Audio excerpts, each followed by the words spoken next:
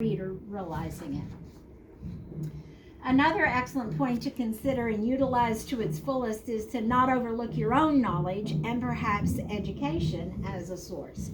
When you get home, sit down and list every single area where you feel life has afforded you some type of experience or where you have achieved some level of expertise.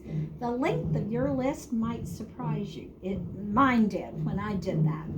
Perhaps you have never explored this type of research before and have no idea what all you are competent to write about, just from what you know from having lived through it. Mine are in Alzheimer's, earthquakes, a long-time marriage commitment, parenting and grandparenting, transplants, arthritis, health and wellness, the scriptures. At 72, I better have a good grasp of them, even though I am not considered an authoritative source by any means. Special needs children from gifted to Asperger's, autism, sensory problems, and caregiving. And it goes on from there. What about yours? Can you see how that richness can inform and shape your writing? Yet it is still technically research, so use it. God did not lead me down the paths I'd walked to watch me squirm, but to teach me for greater challenges ahead. It is my loss if I let that pain and joy go to waste. But with my writing, it may also be another's loss if I hold it all inside, and that is sad indeed. For the fiction author, plot often evolves and develops as you write. So research is not a one-time event, but must be continuous. Take a break from the writing when that happens and focus on finding details for the new direction. Otherwise, you may soon find yourself out on that proverbial limb or painted into a difficult corner from which there is no easy or possible escape. That is a pitfall you don't want to fall into. Not fun to go back and rewrite several chapters or maybe even the basic storyline. It is one that unfortunately I have found myself in several times while writing my first book, and now have experienced with my second, if you can believe. You would think I would have learned that lesson the first time. For instance, I wanted a key element in the new book to be focused around a peach orchard on the property of a major character, mentioning frequently the peaches she stored in the cellar, the peach pies she was famous for all over town, and the peaches that kept many locals from starving during the war between the states, when food supplies were often scarce. At one point, I finally consulted a historian in the town where the story takes place to clarify several details, and to my horror, discovered peaches don't grow there. Oops! I had to go back and find every single reference to the peaches and replace it all with apples, which is an abundant crop in that part of the country. Not an easy task, but certainly doable before it is published. Thank goodness for the find and replace feature on Word. Imagine how horrified I would have been if someone from that town had contacted me after the book came out and pointed out my error. I shudder to think how close I came to disaster with that one. I thought everybody had peaches. It's like stating in your work that a particular flower is blooming, then finding out that flower won't grow that time of year in that location. Oh my. Oops, can you say pitfall? At times, the research becomes key to a new plot twist that makes the story richer and fuller. This also happened to me. I wanted to write about the Underground Railroad and envision it operating until shortly before the time period of my story. However, in doing my research on this fascinating piece of history, I learned that its use was largely in the Deep South, where runaway slaves could easily be pursued and recaptured, and primarily during the years leading up to the war and through the first couple of years of the conflict. While chatting with a local historian in the real town in Ohio, where my character goes to visit her aunt, I learned that it is a popular myth there that the Underground Railroad did operate there. But due to the tremendous amount of secrecy involved in its function, this cannot be proven. I changed my storyline to accommodate the facts I learned and still was able to weave truth with the fictional plot, confident that my readers will find nothing to challenge in how I have presented the history in this aspect. One positive piece of research I did came about by accident. I was eating at Cracker Barrel with my husband one night, and you know how they have all those vintage photos all over the restaurant hanging there on the walls? Well, right over my head was an old photo of a striking black couple from sometime in the 1800s. The more I stared at it, the more I was taken with them both. I had created a woman whose name was Bessie and who, as a passenger on the railroad, would play a key role in the life of one of my characters. But I knew little about Bessie quite yet. However, by the time our order was taken, I just knew this was my Bessie. And the man with her, her brother, also a passenger, and one who ends up as a major influence on my main character as well. I didn't even know his name yet, but I just knew this was him. I grabbed my phone, and much to my husband's embarrassment, I took a picture of that portrait. And later, I wrote the scene with them in it with far more passion than before, simply because I had a clear vision of what they both looked like. A friend later suggested the name Samuel, so that stuck.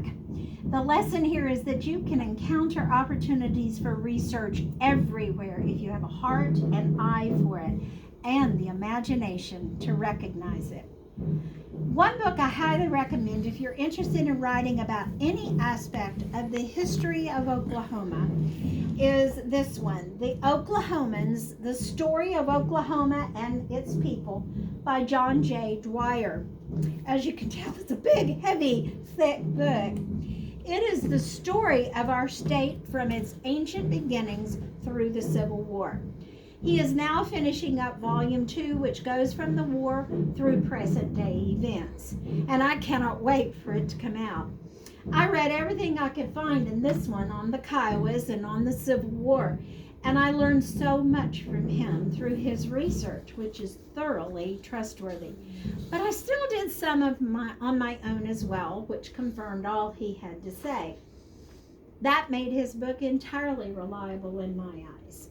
Whether you are learning about a specific area, weather, historical events, holidays, plants and crops, traditions, or various people groups who live in the region where your story takes place, the procedure is all the same. And this book certainly can help with that if Oklahoma is the location. Which brings up another good tip. Don't overlook the value to be found in history books, in science books, as I've already mentioned, in cookbooks, in all types of other nonfiction books, in fact. There is one excellent book about the Osage murders which put our state on the map long ago, sadly in the wrong way, and marked the beginning of the FBI's full credibility as an investigative arm of the federal government. It is called Killers of the Flower Moon, Yes. The Osage Murders and the Birth of the FBI by David Graham. And although a non-fiction book about these horrific events, it reads like a fascinating novel. Wonderful pictures in there too. It gave me a better sense for what the various Native American tribes faced as they emerged into civilized nations in our state. So while it has nothing to do with the Kiowa people directly, it was amazing background research for me. The book has received all types of accolades, which makes it a great source overall, and now it's being turned into a movie. Right. Upon starting the research for my first book long years ago, I knew little about the internet and trusted it even less. I went to the library and simply asked for anything they had on the Kiowa people. No computer system back then either. Plain old card catalog. One of the books I checked out and skimmed for all kinds of details was written by a Quaker preacher back in the late 1800s as a memoir of the years he lived with the Kiowa on the prairie of Indian Territory decades earlier. Great resource. I found details like foods they fixed, the excitement and danger of a buffalo hunt, why they hunted the buffalo in the fall, and how they dressed in the various seasons. I added greatly to my knowledge with his eyewitness account, and then had much of it confirmed later by other sources. Through a friend, I made connections with an elder in the tribe who gave me priceless info and memories of her childhood when her grandparents still lived in teepees. Nothing replaces a primary source like that. But all taken together, I was able to create a book far more authentic than it would have been otherwise. Because of this fact, I've had the privilege of sharing about the history behind the story with several school classes and seeing their excitement at the priceless details I can share, all from my research.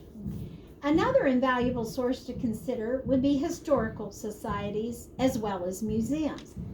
I contacted the Chamber of Commerce in the town where my sequel takes place in Ohio, since I have not been there, and they put me in touch with the historical museum in the community. The book the Chamber sent me about the whole county was rich with details about the entire area's history and was most informative. And the curator of the museum became my new best friend. She worked tirelessly with me, and I cannot thank her enough. In fact, she is the one who suggested the apples instead of the peaches. After hearing about my first book, she not only bought a copy and read it, she urged the other members of the board of the museum to do the same, and they all loved it. And of course, someday when this sequel is finished and I can once again travel freely, I plan on going there to market the two books to many others in town as well. Even the Gilcrease Museum here in Tulsa was a good source of many details I used in the first book. A friend went with me to see what we could find on the Kiowas, and we had fun racing from one display to another, my notebook in hand to sketch out various items or describe them, from Indian headdresses, where I got the inspiration, by the way, for creating Penates and his shield, to clothing, to many others too numerous to mention. Along the same line, I would strongly recommend that you interview those who have special knowledge that can enhance your writing. For instance, sitting down to talk with veterans of various wars and time periods can give you a heartbreaking but accurate picture of what combat is like, or being a POW, or encountering danger for weeks or months on end and living in the tension and uncertainty 24/7. No book can inform you as a writer quite as profoundly as something like that. Or police officers, or firemen, or doctors and nurses, or social workers. Anyone who is on the front line of any emergency situation or dangerous occupation can be a rich source not to be overlooked. As someone who works with the homeless, battered women, addicts, or recovering alcoholics, what they have experienced before you try to write about it. They cannot betray confidences, of course, but certainly can share general observations that will help you describe it accurately. Or perhaps you can even talk with someone who has been in one of those situations. This can be quite eye-opening as well, and go deeper and further than any reading of online articles or books from the library could ever hope to do. On a lighter note, can also be true for someone who is in pro sports in any aspect, or a professional musician, or even an evangelist or missionary or preacher. The possibilities are endless, in other words. My book was written to address the emptiness, confusion, frustration, fear, and anger women feel who are thrust out of their comfortable situations into one not of their own making, but where it is a challenge just to stay alive. I have been shocked, however, how many men have found this compelling as well, and many have shared with me what its message has meant to them on a personal and spiritual level. So while I thought I was targeting women, God has used the message for everyone. Interestingly enough, while I was writing the early drafts, we had just moved to a new state, knew no one in our city, and I was angry and hurt and lonely. So the words poured out of my own heart onto the page very easily from my own experience. Have I ever been kidnapped by a Kiowa warrior? Absolutely not. But could I write about the emotions involved? You bet.